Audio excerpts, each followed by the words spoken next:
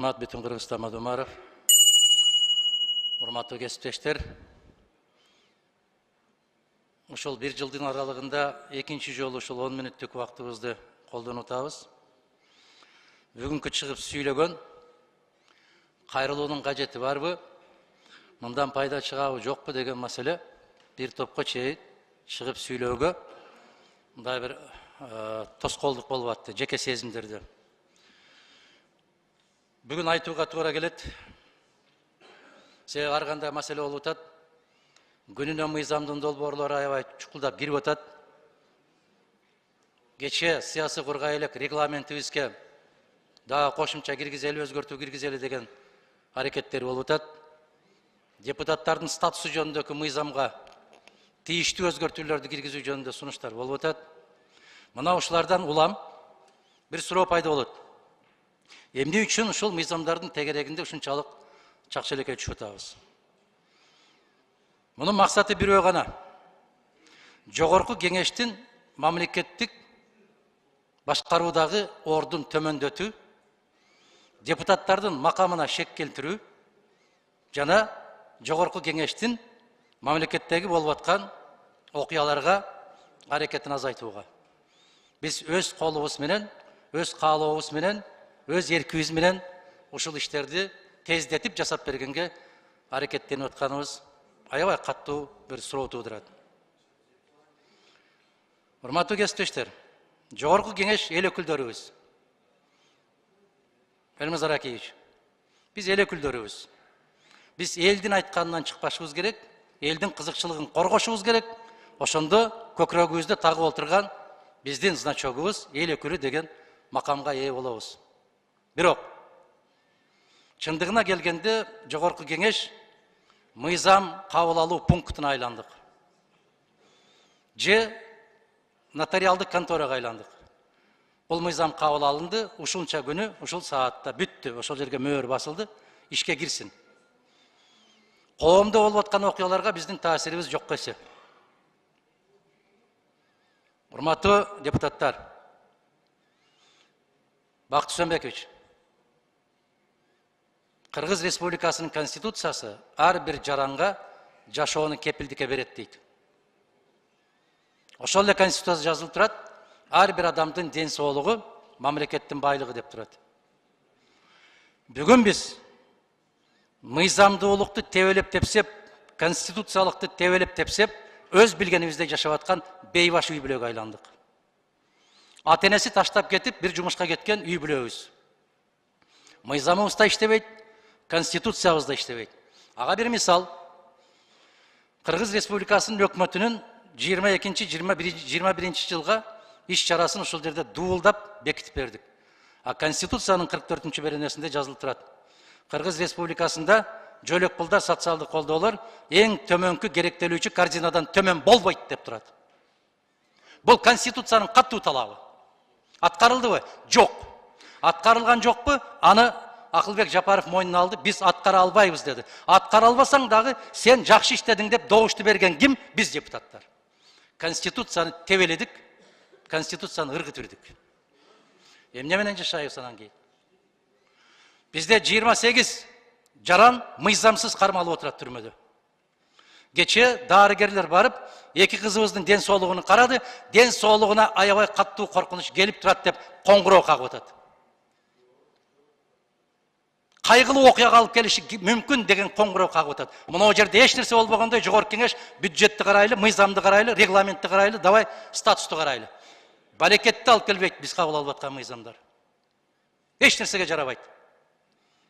Баарын өзүм билемдик менен кетип барчысын акыры алып барып бир жакшылык алып барбайт туугандар. Мына Сажы Умалатованын сүйлөгөн сөзү 2000 жылы.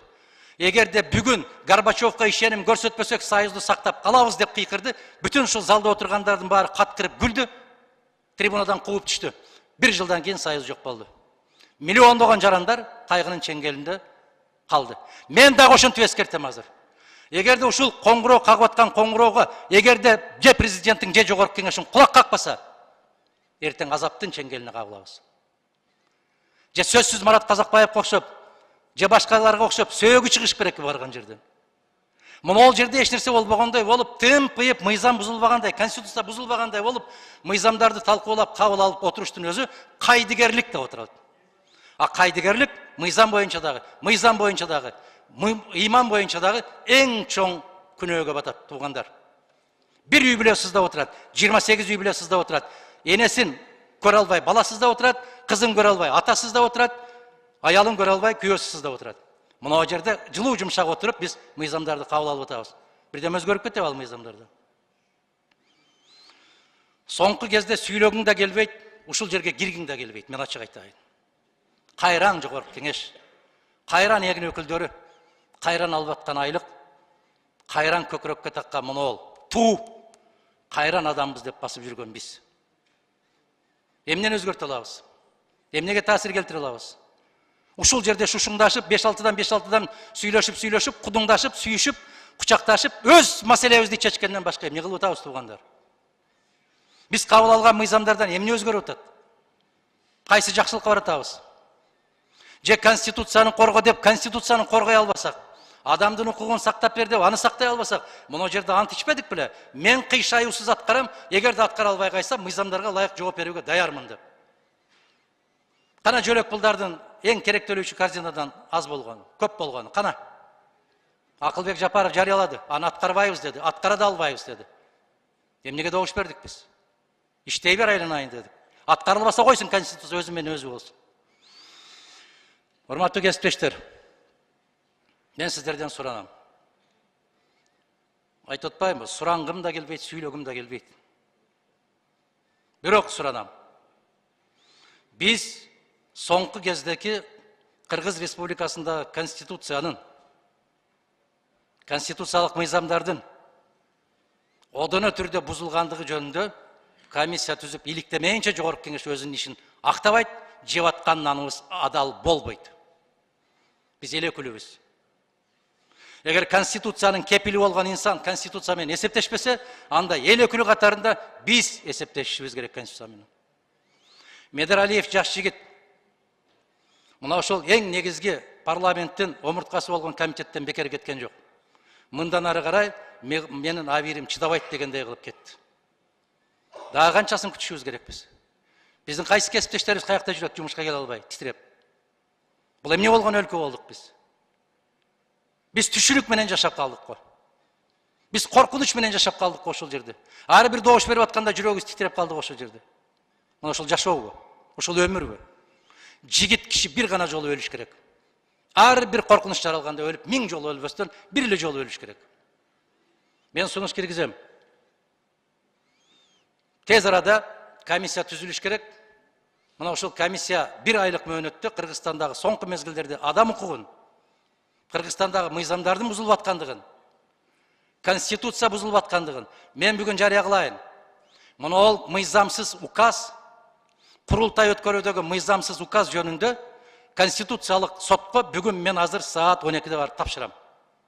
Мен далилдеп берем, эгерде ушул мамлекетте адилеттүүлүк болсо, курултай адилетсиз өттү, мыйзамсыз өттү, курултай өткөрүүгө, указ кабыл алууга эч кимдин укугу жок.